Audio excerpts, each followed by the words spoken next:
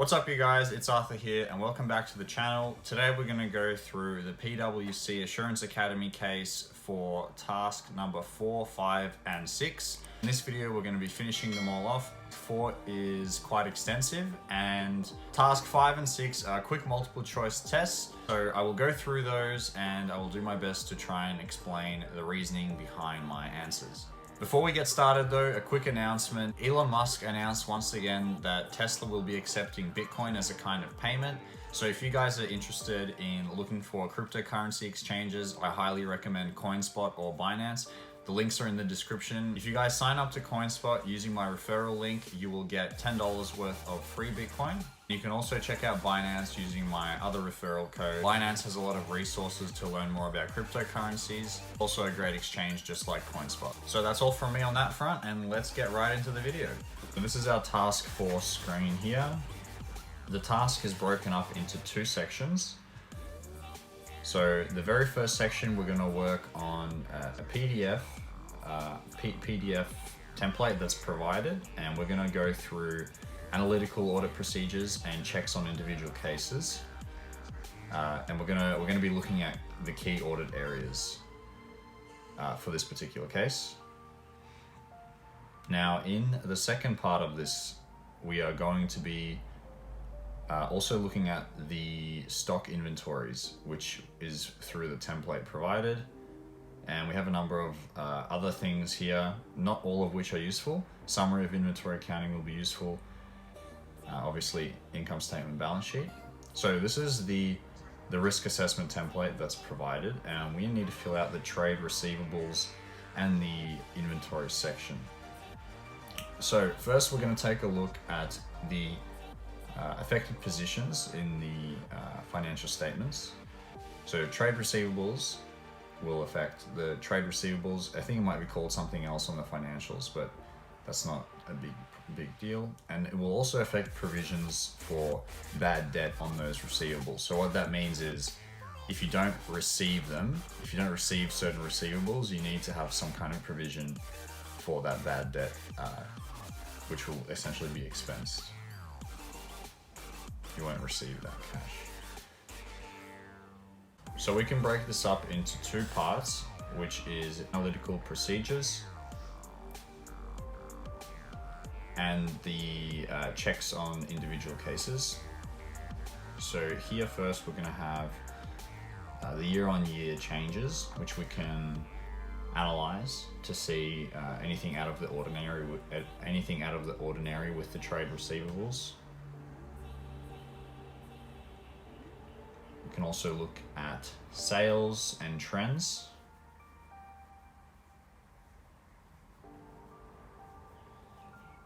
So there's a lot of different comparisons that we can make here. Okay.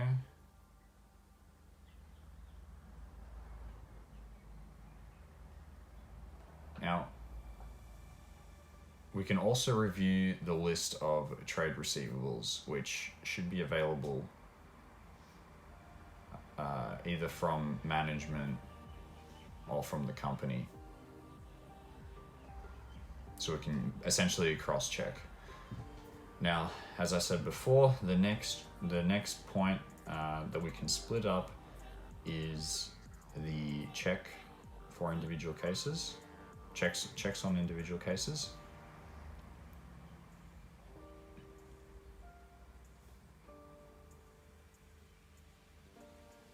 So yeah, and here what we're going to talk about, I guess it's kind of similar, not collect,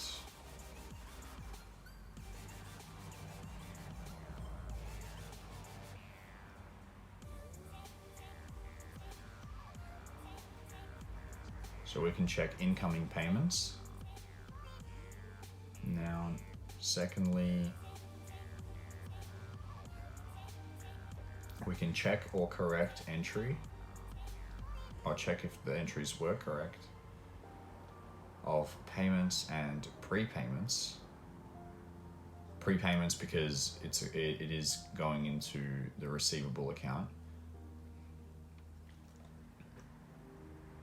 And then we can also check and correct provisions for bad debt. So that once again is basically the amount that we're expecting not to receive.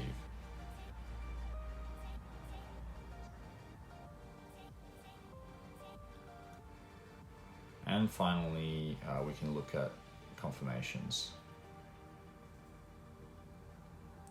Okay, now in a very similar format, we are going to do the inventories. So what accounts are affected by the inventories? It's just going to be the inventory account, and it will actually also hang on. Okay, so we have inventory, which is on the balance sheet.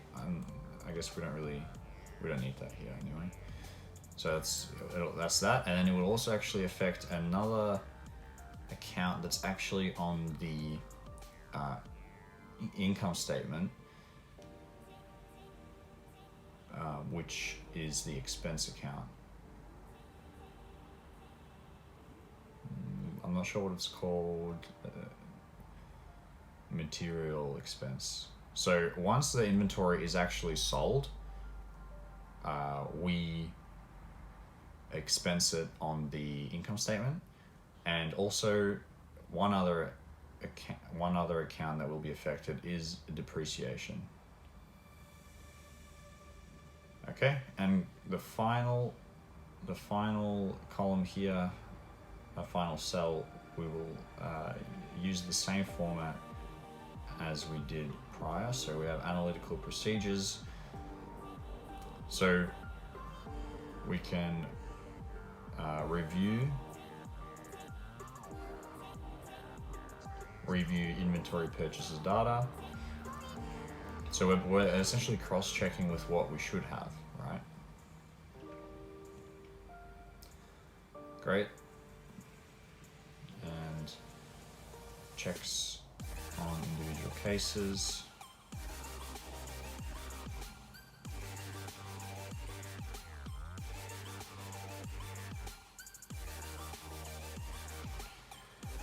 So we will have completeness of ledgers. So this is kind of checking if it's been on the accounting ledgers, if it has been entered correctly, if there are any mistakes. We can revalue or reevaluate the inventory, current inventory.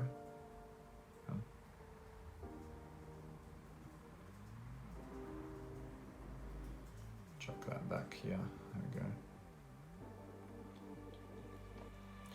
Yeah, and there we go. That's about it. So what I did here was I just opened the PDF and I converted it to a Word doc, and that's why the formatting is a little bit all over the place. You can also fill it in your PDF editor, but I have the free version, so it's not very easy to format it nicely. Anyway, there we go.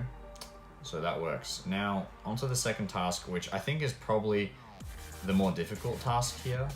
A lot of the information that I just filled out can be found it's just online and in the handouts that we were provided. So task 2 here, we are going to look at their summary of uncorrected misstatements. And what I'm going to do in these yellow squares, I'm going to plug the numbers for net profit, assets, debt and equity, which can be found on the income statement for net profit. Assets and debt and equity are all on the balance sheet. So if I could just go back here, here we go. That's the net profit number for 2019. And there's the total assets number on the balance sheet. Now, the debt figure, I've added these two figures together.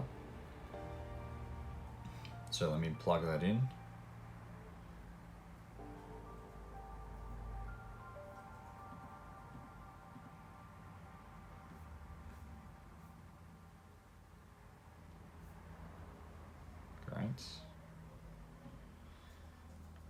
Okay, and the final figure here is equity, just under the total equity. Now, if you haven't looked, what's interesting about these income statement is something like retained earnings, they just have under as net income on the balance sheet. So that's something to kind of be aware of as well when you're looking for that equity figure.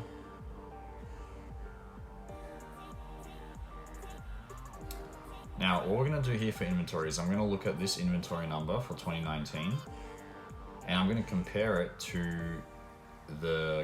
this customer document file for inventory accounting. And as you can see, they're different. So I'm gonna calculate the difference so we can see kind of what's going on. So clearly they don't add up. So I'm interested to see what the difference is. So I'm taking the inventory accounting number and I'm taking away the balance sheet number, and we get 142K, right? So here, that's the difference in the assets. And I will come back at the end and kind of explain why I think the debit and credit inventory is inventory and cash for that general ledger bit. And also, if we take a look at the inventory accounting document here, the 142K is basically the kitchen inventory that was bought.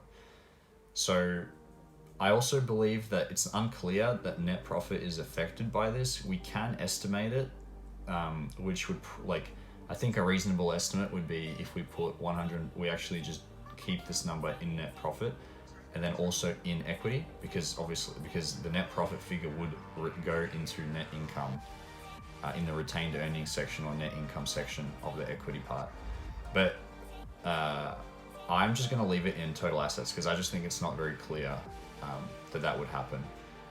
So to get the sums below, what I'm going to do is I'm just going to sum that column. That's what we get.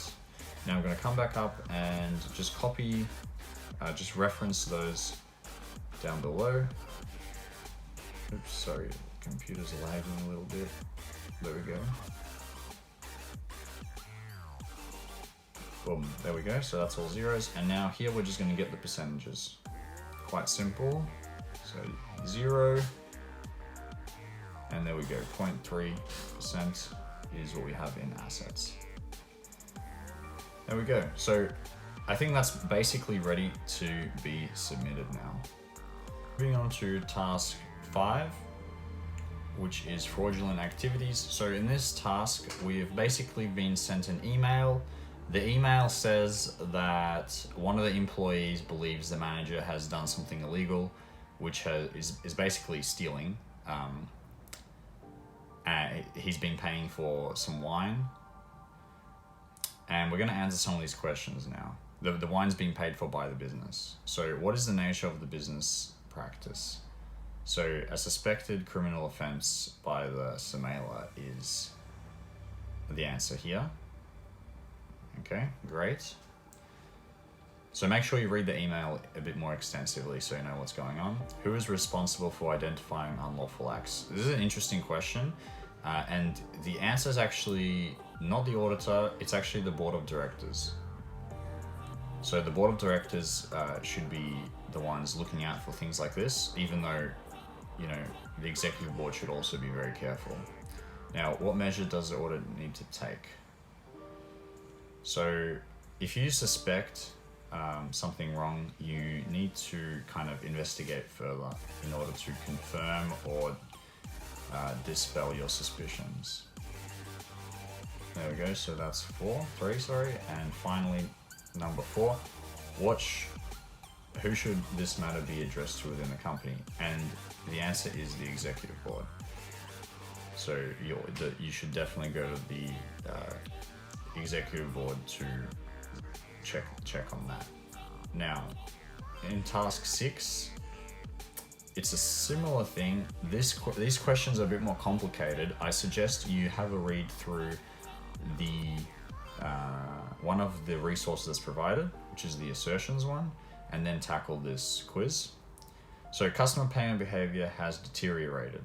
Which audit objective seems most important to you in this situation? Now the answer here is evaluation and allocation.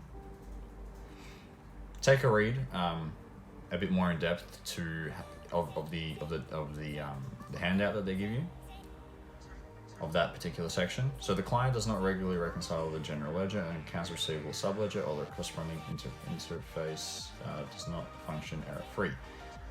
So what should we consider here? This one's quite tough actually, because you can't see it on my screen here, but it's actually all of the above.